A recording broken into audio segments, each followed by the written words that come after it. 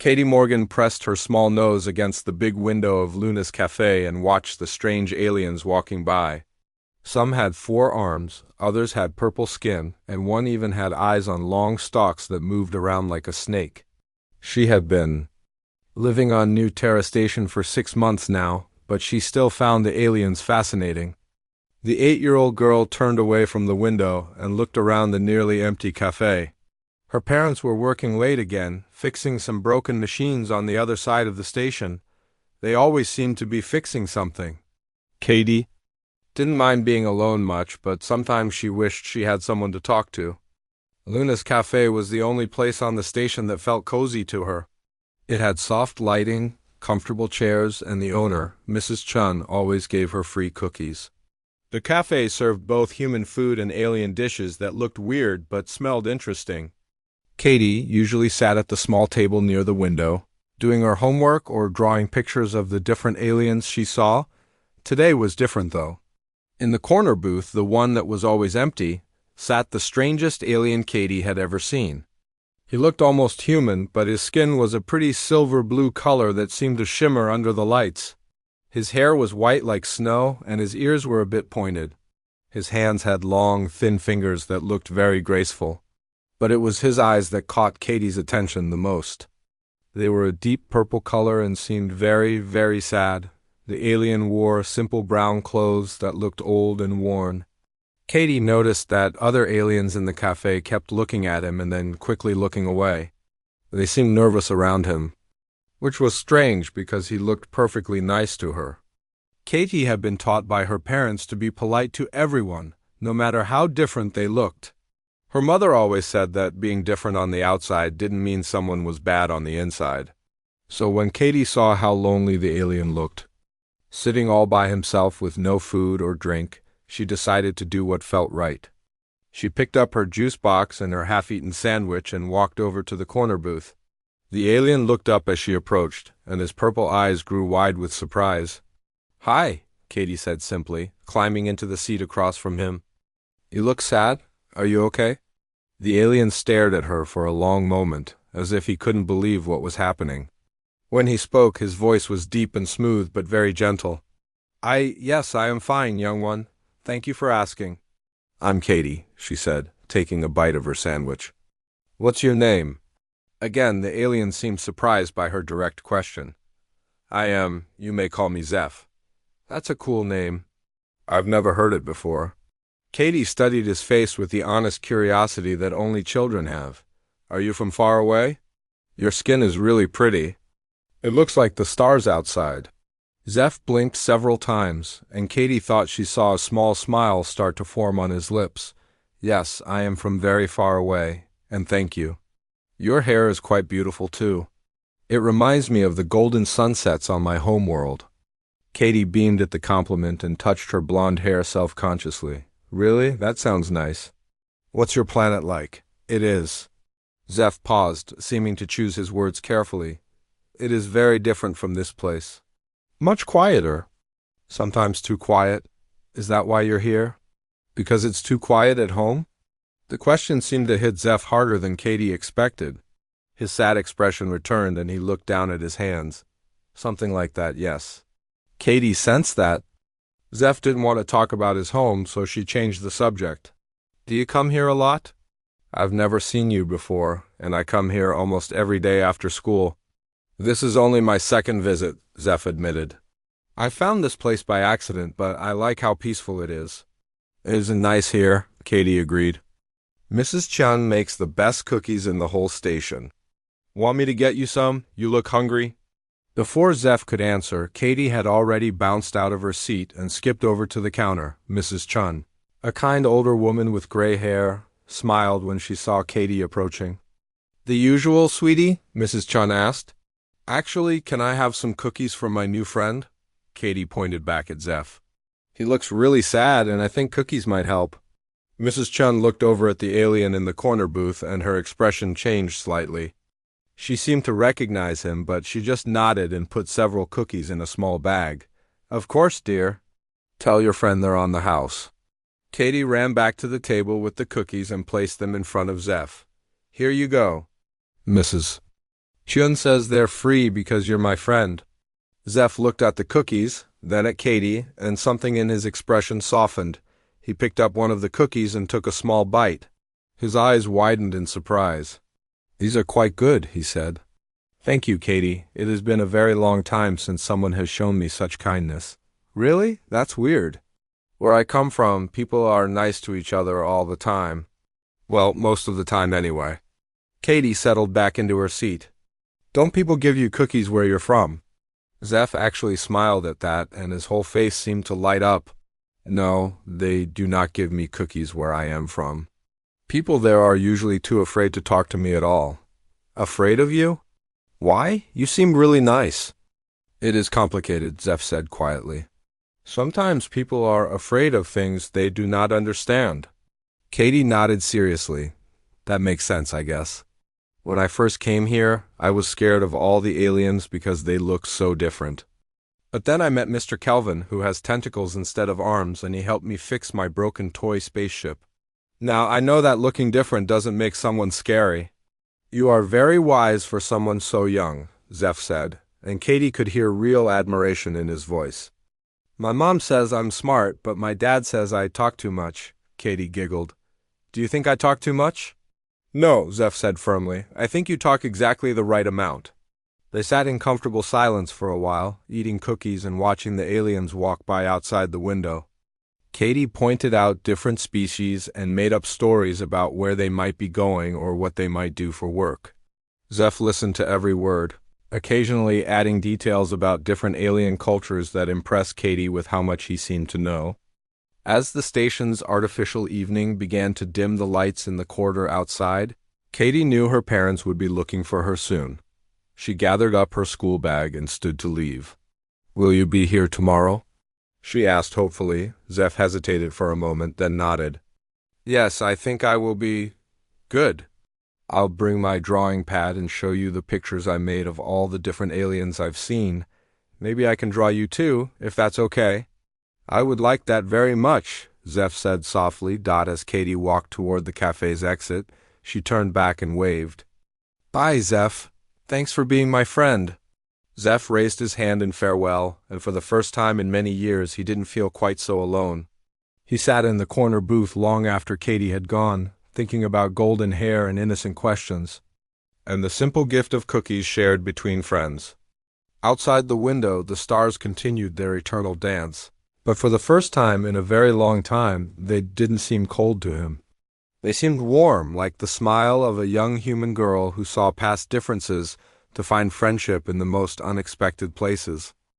3 weeks had passed since Katie first met Zeph at Luna's Café, and their friendship had grown stronger each day. Every afternoon at 3 o'clock, right after her classes ended, Katie would rush to the café to meet her alien friend.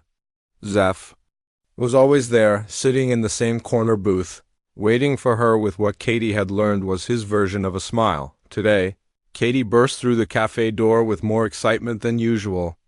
She carried a small wrapped package in her hands and practically bounced as she walked to their table. Zeph! Zeph! I made you something special, she announced, sliding into her usual seat across from him. Zeph's purple eyes brightened as they always did when he saw her. Good afternoon, Katie. You seem very happy today. I am. Look what I made for you in art class. Katie pushed the small package across the table. Her wrapping job was messy, with too much tape and crooked edges, but she was clearly proud of her work. Zeph carefully opened the package, taking care not to rip the paper that Katie had obviously worked hard to wrap. Inside was a small clay figure that looked like him, painted in silver blue with tiny purple dots for eyes. It wasn't very good, but it was made with love. I know it doesn't look exactly like you, Katie said quickly, suddenly worried he might not like it. Art isn't my best subject, but I wanted you to have something to remember me by when you go back to your home planet. Zeph held the little figure gently in his long fingers, staring at it with an expression Katie couldn't quite understand. His eyes seemed to get a little watery, but aliens probably didn't cry the same way humans did. Katie, he said softly, this is the most wonderful gift anyone has ever given me. I will treasure it always. Really? even though the nose is too big and one arm is longer than the other? Especially because of those things, Zeph said, carefully placing the figure in his pocket. They make it uniquely yours. Katie beamed with pride and pulled out her homework tablet. This had become their routine. She would do her homework while Zeph helped her with the hard parts, and then they would talk about everything and nothing until her parents came to find her. We're learning about different planets today, Katie said, opening her science assignment. I have to write about 3 worlds that aren't Earth. Want to help me? Zeph nodded, though he looked a bit uncomfortable. Over the past few weeks, Katie had noticed that Zeph knew an awful lot about different planets and alien cultures. When she asked him about it, he always said he had heard stories or read about them somewhere. Tell me about the prettiest planet you know, Katie said, getting ready to type. Zeph thought for a moment. There is a world called Alteria Prime. It has 3 suns, so the sky is always filled with beautiful colors. The oceans are silver, and the cities float on clouds high above the surface. Wow, have you been there? I have seen it, Zeph said carefully. The people there are very advanced, but sometimes they forget to appreciate the simple things in life. Katie typed quickly, trying to keep up with his words. What kind of simple things? Things like friendship and laughter and the taste of fresh cookies shared with someone who cares about you. Katie looked up from her tablet and smiled. You're really smart, Zeph. Sometimes you sound like you're much older than you look. Zeph shifted uncomfortably in his seat. Age is complicated for my people. Everything seems complicated for your people, Katie said with a laugh. Don't you ever just have fun? I am having fun right now, Zeph said, and Katie could tell. He meant it. As they worked on her homework together, other aliens in the café continued to act strangely around Zeph. Katie had started to notice patterns. When Zeph got up to use the bathroom, aliens would bow slightly as he passed. When he spoke to Mrs. Chun at the counter, she seemed nervous and kept calling him sir, even though she called everyone else by their first names. Zeph, Katie said suddenly, why do all the other aliens act weird around you? Zeph nearly choked on his tea. What do you mean? They bow to you, and they whisper about you when they think I'm not looking. And yesterday that big purple guy with 4 eyes practically ran away when you said hello to him. Perhaps they are simply not used to seeing my species here. Said, but he wouldn't meet her eyes. Katie studied his face with the sharp attention that children used when they knew adults weren't telling them the whole truth. Are you famous or something?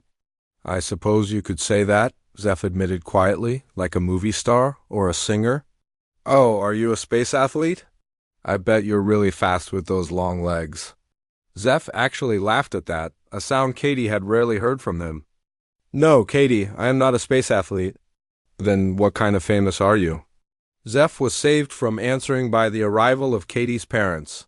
Ben and Lisa Morgan walked into the café looking tired but happy to see their daughter. They had gotten used to finding Katie at her usual table with her alien friend, though they still seemed a bit surprised by the unlikely friendship. Hi, Mom. Hi, Dad. Katie jumped up to hug them both. This is Zeph, remember? I told you about him. Of course, Lisa said warmly, extending her hand to Zeph. It's nice to see you again. Zeph stood and shook her hand politely. Katie noticed that. Her mother seemed a little nervous around Zeph too, though she tried to hide it better than the other aliens did. Katie talks about you constantly, Ben said with a smile. Thank you for being such a good friend to her. It means a lot to us that she's found someone to spend time with. The pleasure is entirely mine, Zeph replied. Your daughter is a remarkable young person. She certainly is, Lisa agreed. Though I hope she's not bothering you too much with all her questions. She's always been very curious about everything. Her curiosity is one of her greatest gifts. Zeph said seriously. She sees the universe with fresh eyes, and that is something very special. Katie's parents exchanged a look that she didn't understand. Adults were always doing that, having whole conversations with just their eyes. Well, we should get going, Ben said. Katie still has more homework to finish at home. Can I stay a little longer? Katie pleaded. Zeph was going to tell me about the planet with the singing mountains. Tomorrow, Zeph promised. I will tell you all about Harmonious and its musical peaks. Katie gathered her things, but before leaving, she turned back to Zeph. Can I ask you something personal? Zeph looked nervous but nodded. Are you lonely? I mean, before we became friends, were you really lonely? The question seemed to hit Zeph like a physical blow. He was quiet for a long moment, and when he spoke, his voice was very soft. Yes, Katie, I was very lonely for a very long time. Well, you're not lonely anymore, Katie said firmly. Because you have me, and I'm not going anywhere. After the Morgan family left, Zeph sat alone in the corner booth for a long time, holding the little clay figure Katie had made him. He thought about his real life, far away from this small cafe on a remote space station. He thought about the billions of people who depended on him for leadership, the endless meetings and difficult decisions, and the crushing weight of responsibility that never left his shoulders, but most of all, he thought about a young human girl who saw him not as an emperor or a ruler, but simply as a friend who needed cookies and conversation. For the first time in decades, Zeph began to wonder if there might be a different way to lead, a way that didn't require him to carry his burdens alone. The next morning, something unprecedented happened in the Alterian Empire. Emperor Valdres Zephin III canceled his morning meetings and spent 3 hours in his private garden, thinking about friendship and clay figures and the simple wisdom of an 8-year-old human child.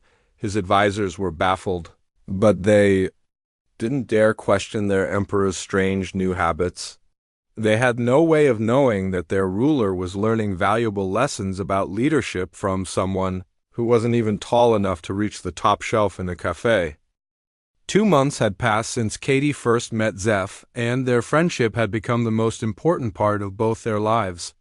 Katie looked forward to their daily meetings more than anything else, and Zeph found himself making excuses to stay longer on New Terra Station just to spend time with his young friend, but Katie was getting more curious about the mysteries surrounding Zeph. She had started keeping a list in her school notebook of all the strange things she noticed. The way aliens bowed when he walked by. How Mrs. Chun never charged him for anything. The fact that he knew detailed information about planets that were supposed to be secret or hard to visit. And most puzzling of all, why he always looked so sad when he thought she wasn't watching. Today, Katie had decided to ask him directly about some of these things. She sat across from him at their usual table, drawing a picture of the space station while Zeph helped her with her math homework. Zeph, Katie said without looking up from her drawing, what do you do for work? Zeph's hand froze over the math problem he was solving. I manage things for my people. What kind of things? Important things. Difficult decisions that affect many lives. Katie looked up at him with her clear blue eyes. Are you like a boss? My dad is a boss of the engineering team. He has to make hard choices sometimes, too. Something like that, Zeph said carefully. Is that why you're always so sad? Because you have to make hard choices? The question hit Zeph harder than Katie expected. He put down his pen and looked out the window for a long moment. Yes, Katie, sometimes the choices I have to make are very hard and they make me feel very alone. But you're not alone now, Katie said firmly. You have me. Yes, Zeph smiled softly. I have you. Katie went back to her drawing, but she wasn't finished with her questions. Zeph, do you know anything about the Alterian Empire? This time, Zeph went completely still. Why do you ask? My parents have been talking about it a lot lately. They seem worried. Dad says the Alterians might not want humans to build more space stations or explore new planets. Mom says they're very powerful and we should be careful not to make them angry. Zeph felt like his heart was being squeezed. What else do your parents say? They say the Alterian Emperor is very old and very wise, but that he doesn't trust humans. Very much. Dad thinks maybe the Emperor doesn't understand that humans just want to explore and learn, not hurt anyone. And what do you think? Zeph asked quietly. Katie considered this seriously, the way she considered all important questions. I think maybe the Emperor is just scared. Sometimes when people are scared, they make mean decisions. But if someone could explain to him that humans are nice, maybe he would change his mind. Zeph stared at this 8-year-old girl who had just described his exact situation with more wisdom than his adult advisors had shown in years. You think the Emperor just needs someone to explain things to him? Well, yeah. Maybe he's never actually met any humans. If he met someone like my dad, who's really smart and kind. Or my mom, who always helps people, or Mrs. Chun, who gives free cookies to anyone who's sad, maybe he would see that humans aren't scary at all. You have a lot of faith in people, Katie? My mom says that's because I haven't met enough mean people yet, Katie giggled. But I think most people are good inside, even if they seem scary on the outside. Their conversation was interrupted when Katie suddenly started coughing. At first, Zeph thought she had just swallowed her juice wrong, but the coughing got worse. Katie's face turned red, then pale, and she started having trouble breathing. Katie? Zeph jumped up from his seat and knelt beside her chair. What's wrong? Can single quotes T. breathe? Katie gasped between coughs. Mrs. Chun rushed over from behind the counter. Oh no, she's having an allergic reaction to something. We need to get her to the medical center right now. Zeph scooped Katie up in his arms, surprised by how light she was. Her breathing was getting worse and her lips were starting to turn blue. Where is the medical center? Level 7, but it's 20 minutes away. Mrs. Chun said, panic in her voice. 20 minutes was too long. Zeph could see that Katie was getting worse by the second. Without thinking about the consequences, he pulled out a small device from his pocket and spoke into it in his native language. His voice was sharp and commanding, using the tone he normally reserved for giving orders to his Imperial fleet. Within minutes, 3 aliens in advanced medical uniforms rushed into the café carrying equipment that looked far more sophisticated than anything normally found on a remote space station. They immediately began treating Katie with devices that hummed and glowed. Working with the efficiency of the best medical team in the galaxy. Mrs. Chun watched in amazement as the aliens worked. Who are these people? How did they get here so fast? Zeph didn't answer. He held Katie's hand while the medical team worked, whispering softly to her in his own language. The words sounded like a song, gentle and soothing. After what felt like hours but was probably only minutes, Katie's breathing began to improve. The blue color left her lips and her eyes fluttered open. Zeph?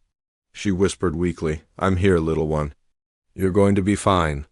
The lead medical officer, a tall alien with silver skin similar to Zeph's, spoke to him quietly in their native language. Zeph nodded and responded, his voice still carrying that commanding tone that Katie had never heard before. As Katie recovered, she began to notice things. The medical equipment was like nothing she had ever seen, even in the most advanced parts of the space station. The aliens treating her kept looking at Zeph with expressions of deep respect, and one of them had even bowed when Zeph gave him instructions. Most surprising of all, when one of the medical officers had trouble with a piece of equipment, he had asked Zeph for permission to use something called Imperial-grade medicine. Katie was still weak, but she wasn't stupid. She knew what the word Imperial meant. When her parents arrived, summoned by Mrs. Chun, they were amazed by the advanced medical care their daughter was receiving. Ben Morgan, with his engineering background, immediately recognized that the medical equipment was decades more advanced than anything humans had access to. This is incredible technology, he whispered to his wife. How did this get here? Who authorized the use of this kind of equipment?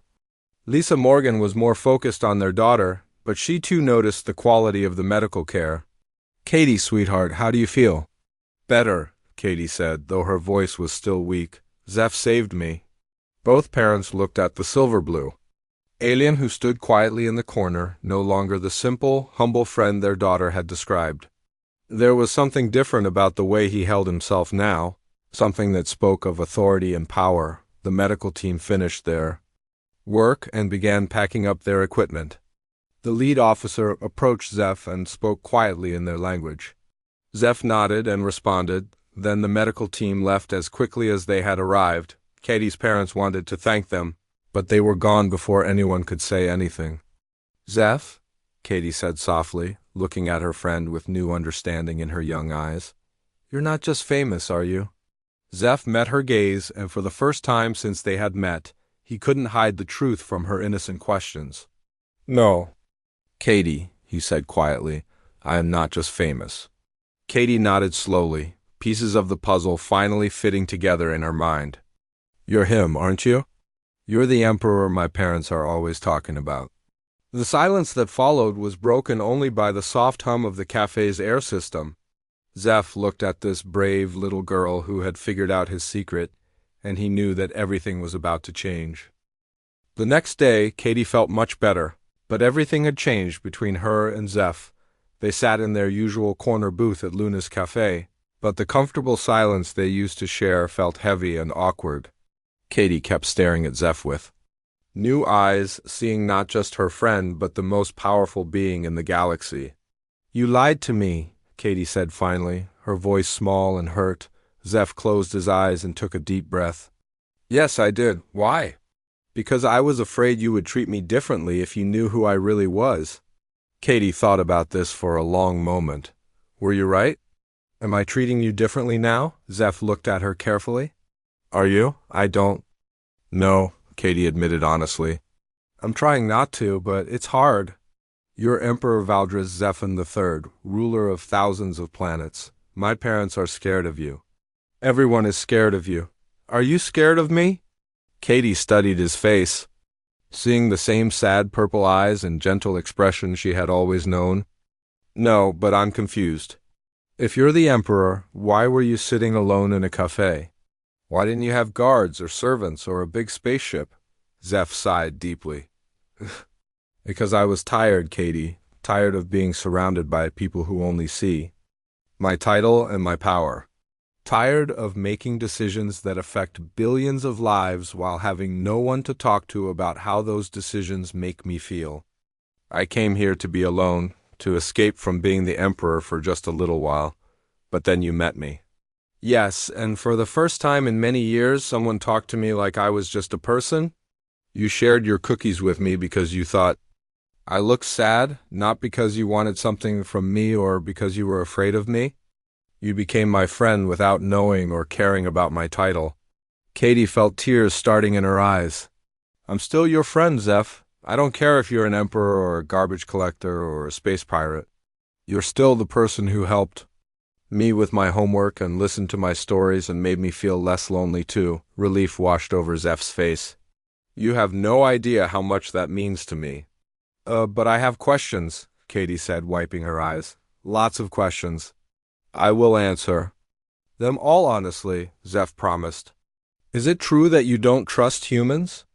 Are you really going to stop us from exploring space? Zeph was quiet for a long time. My advisors believe that humans are dangerous. They say your species advances too quickly, that you will become a threat to the Empire if you are allowed to continue expanding. And what do you believe? 2 months ago, I believed my advisors were probably right. Humans did seem unpredictable and potentially dangerous. And now? Now I have spent time with humans. I have seen your curiosity, your kindness, your ability to solve problems in ways my people never considered. I have watched your parents work together to build something amazing from nothing. I have seen how Mrs. Chen treats everyone with warmth and respect regardless of their species. And I have learned from a young girl that sometimes the best way to handle fear is with friendship instead of force. Katie smiled a little at that. So you changed your mind about humans? Yes, but my advisors have not. And that is a problem. Why? Is it a problem? You're the emperor. Can't you just tell them they're wrong? Leadership is more complicated than that, Katie. If I make decisions that my people cannot understand or accept, they might decide I am no longer fit to be their leader. Katie frowned. That's stupid. You're a good leader, I can tell. How can you tell? Because you care about doing the right thing, even when it's hard. Because you listen to people, even kids like me. And because you were willing to save my life, even though it meant revealing your secret? Their conversation was interrupted when Commander Hayes, the station administrator, entered the cafe with 2 security officers. He looked nervous and kept glancing around as if he expected danger to appear at any moment. Emperor Zephin, Commander. Hayes said formally, approaching their table. I apologize for the intrusion, but we have received some concerning communications from the Alterian fleet. Katie watched Zeph's whole demeanor change. His relaxed posture straightened, his expression became serious and commanding, and suddenly she could see the powerful ruler he really was. What kind of communications? Zeph asked in his imperial voice. Your brother, Prince Nexer, has sent a message demanding your immediate return to the capital. He claims that your extended absence has created concerns about your fitness to rule, and that he is prepared to assume temporary leadership until your return. Zeph's jaw tightened. And? There's more, sir. A fleet of Alterian warships is approaching this station. They will arrive in approximately 6 hours. Katie felt her stomach drop. Warships? Why are warships coming here? Commander Hayes looked uncomfortable. Intelligence suggests that Prince Nexer intends to demonstrate Alterian power by limiting human expansion in this sector. The station may be restricted or even closed. No, Katie stood up suddenly. You can't close the station. This is our home. My parents built half of this place. Katie, Zeph said gently, but she ignored him. And you can't take Zeph away. Either. He doesn't want to go back to being lonely and sad all the time. Commander Hayes looked confused by the little girl's outburst, but Zeph understood perfectly. Katie was defending both her home and her friend with the fierce loyalty that had made him love their friendship so much. Commander, Zeph said, standing up, I need to contact my fleet immediately, and I need to speak with the human leadership. On this station? Of course, Your Majesty. We have prepared secure communications in the administrative center. As they prepared to leave the café, Katie grabbed Zeph's arm. What are you going to do? I'm going to try to protect both your home and our friendship, Zeph said. But I need you to understand that this might be very dangerous. My brother will not be happy that I have chosen to support humans over Alterian tradition.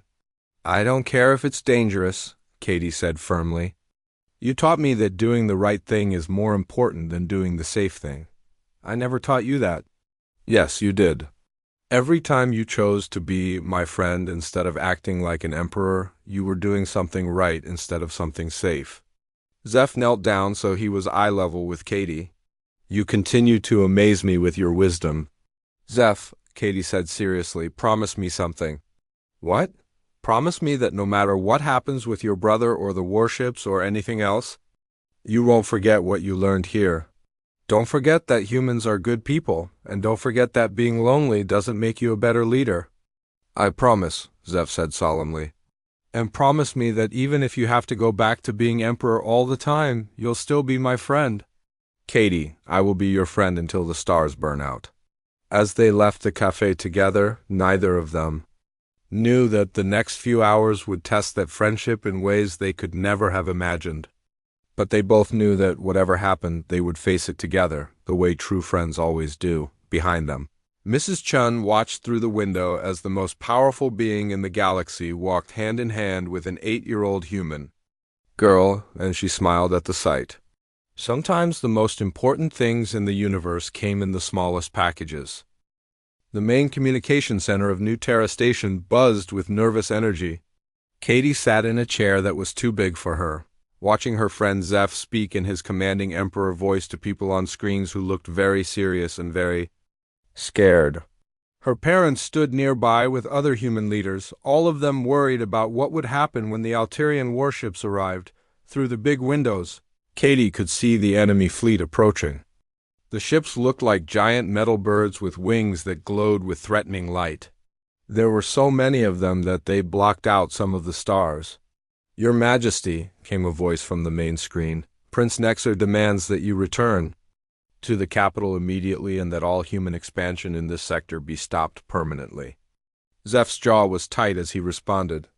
And what if I refuse? Then Prince Nexer will assume command of the Empire and enforce the restrictions himself. Katie had been listening quietly, but now she stood up. Everyone in the room was so focused on the adult conversation that they didn't notice the small girl walking toward the communication equipment. Excuse me, Katie said loudly. The room went silent. All the adults turned to look at her, including the important people on the screens, who had never seen a human child before. "Katie," her father said gently, "this isn't a good time." "Actually," Katie said, looking directly at Zeph, "I think this is the perfect time." She walked over to the main communication panel. "Can this thing talk to the big ships outside?" "Commander." Hayes looked confused. "Well, yes, but Katie, what are you thinking?" "I'm thinking that adults have made a big mess of this and maybe it's time for a kid to try fixing it." Zeph stared at his young friend. "Katie, this is very dangerous." "These are not people who will listen to reason. Maybe they will listen to something they've never heard before," Katie said simply. "May I try?" The room was quiet for a long moment. Finally, Zeph nodded. "Commander Hayes, please open a channel to the fleet." "This is probably not a good idea," muttered one of the human officials. "Most of the best ideas start out seeming like bad ones," Katie replied. Commander Hayes pressed some buttons, and suddenly Katie's voice was being broadcast to every ship in the Alterian fleet, as well as to communication networks across the galaxy. "Hello?" Katie said, speaking into the microphone as if she was talking to a friend. "My name is Katie Morgan, and I'm 8 years old. I live on New Terra Station with my mom and dad, and I want to talk to Prince Nexer about his brother." There was silence from the fleet, then a harsh voice came through the speakers. "I am Prince Nexer. Child, you have no business in matters of galactic importance." "Actually, I think I do," Katie said politely. "Because this is about my friend, and I know him better than you do." "Your friend?" "Emperor Zeph. You call him Valdris Zephin III, but I just call him Zeph because that's what friends do." Katie could hear surprised murmurs coming from the fleet communications. Clearly, no one had expected this. "For the past 2 months," Katie continued, "Zeph has been my best friend. We meet every day at Luna's Café, and he helps me with my homework, and I share my cookies with him." "And you know what I learned about your brother during all that time?" "What?" Prince Nexer's voice sounded curious despite himself. "I learned that he was really, really lonely before we became friends. He told me that he had to make hard decisions, all by himself, and that people were always afraid to talk to him like a normal person. He was sad all the time because being an emperor meant he couldn't have real friends." Katie paused, looking around the room at all the adults who were listening to every word. "But then we became friends, and he got happier. Not because he stopped being emperor, but because he finally had someone to talk to about how hard it is to be emperor. And you know what? That made him better at his job, not worse." "Child, you do not understand the complexities of leadership," Prince Nexer said. But his voice sounded less certain than before. "Maybe I don't understand complicated leadership stuff," Katie admitted. "But I understand friendship, and I understand that people make better choices when they're not scared and lonely." She took a deep breath and continued. "My friend Zeph learned something important while he was here. He learned that humans aren't scary or dangerous. We're just people who want to explore and learn and build cool things. My dad designed machines that clean the air better than anything anyone has ever made. My mom figured out how to build in space without gravity, making everything float away. Mrs. Chun makes cookies that can cheer up anyone, even an emperor." Katie looked directly at the screen, showing Prince Nexer's stern face. "Your brother isn't weak because he likes humans. He's smart because he took the time to understand us before making decisions about us. That's what good leaders do." "The humans could still become a threat," Prince Nexer argued, but he sounded like he was trying to convince himself. "We could," Katie agreed. "Anyone could become a threat if you treat them badly enough. But we could also become the best friends and allies you ever had if you give us a chance. Just like Zeph and I became best friends when we gave each other a chance." She paused again, then spoke more softly. "Prince Nexer, don't you want your brother to be happy? Because he's really happy here. For the first time in years, he smiles real smiles and laughs real laughs.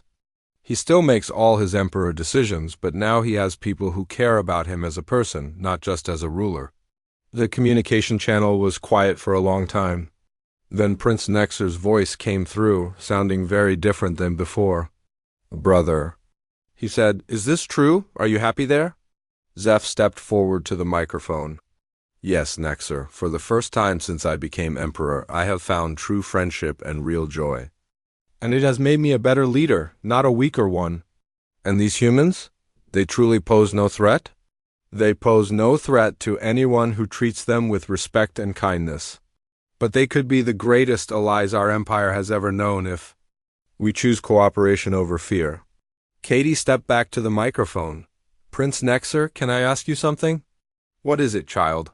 When was the last time you had a real friend? Someone who liked you just because you were you, not because you were a prince? Another long silence. When Prince Nexer spoke again, his voice was very quiet. I cannot remember. That's really sad, Katie said gently. Everyone deserves to have friends. Even princes and emperors. What are you suggesting? I'm suggesting that instead of being scared of each other, maybe humans and Alterians could try being friends. We could work together and learn from each other and make the galaxy a better place for everyone. Katie looked at Zeph, then back at the screen. And I'm suggesting that you let your brother stay happy. A happy emperor is probably a lot better than a sad, lonely one. The next few minutes felt like hours as everyone waited for Prince Nexer's response. Finally, his image appeared on the main screen, and Katie could see that he looked very much like Zeph, but sadder and more tired. Brother, Prince Nexer said, perhaps it is time for the Alterian Empire to try a new approach. If a human child can teach us about friendship and cooperation, then maybe we have been too focused on fear and control. Zeph smiled, the same warm smile Katie had learned to love. Then you will support the new policies? I will, and perhaps I could visit this station sometime. I would like to meet these humans who have made my brother so happy. And I would like to try Mrs. Ching's cookies. Katie clapped her hands together. Really, that would be amazing. I could show you around the station and introduce you to everyone. As the Alterian fleet powered down their weapons and took peaceful positions around the station, Katie felt proud of what they had accomplished. She had helped her friend keep his happiness and his job, she had saved her home, and she had maybe even made the galaxy a little bit safer for everyone. 1 year later, New Terra Station had become the most important diplomatic center in the galaxy. Humans and Alterians worked together on amazing projects that neither could have completed alone. Katie had been named the youngest ambassador in galactic history, and she still met Zeph for cookies every day at Luna's Café, sometimes the most. Important conversations really did happen over a cup of coffee between friends who saw past their differences to the person within. And sometimes an 8-year-old girl with a kind heart could change the entire galaxy, one friendship at a time. Asterisk.